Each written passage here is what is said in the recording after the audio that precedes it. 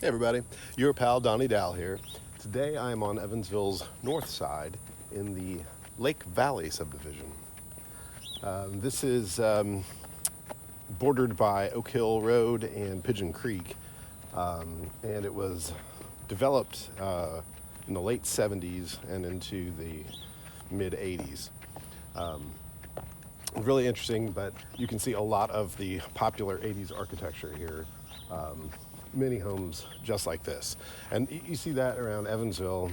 I mean, you see it around everywhere, but you see it around Evansville a lot. Homes built in the early 80s look a lot like that. Real quick, look across the street here. I love it when people stay in their homes and add on to it. Tells you a lot about the neighborhood. I think that's really cool. So this neighborhood was developed, like I said, in the late 70s, early 80s. The Krug family actually owned this land here and developed it, and they enlisted the help of Kratz and Smith builders to develop it and build the homes.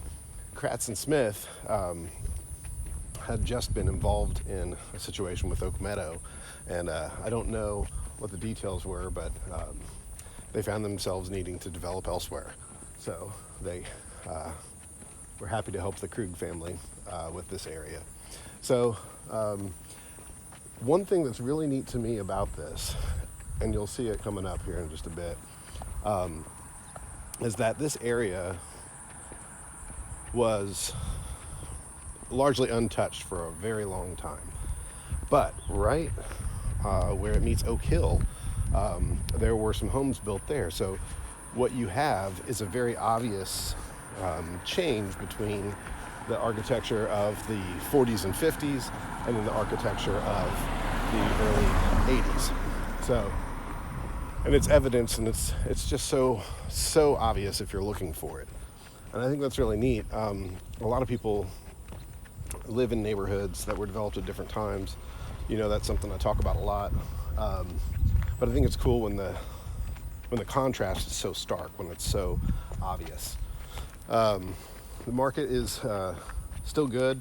Lots of stuff happening. If there are certain pockets where if a home is priced right, ready to sell, it's still selling very quickly. There are other areas, though, that have seen a slight cool down. And, you know, here in Evansville, a lot of times we see a little bit of a cool down this week anyway, just because of Fall Festival. A lot of people are busy with that and maybe don't have the extra time to look at homes. So you do have that, but by and large, it's still a pretty robust market. A lot of stuff still happening. Okay, so that last home before this fence, let's back up for a second. Now it's me moonwalking. Not really, but you can't see my feet anyway, so yeah, I'm moonwalking. Anyway, okay, look at that.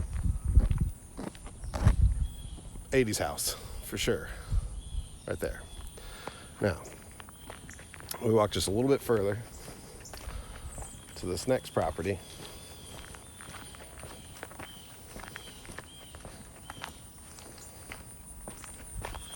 Not an 80s house. Not an 80s house at all.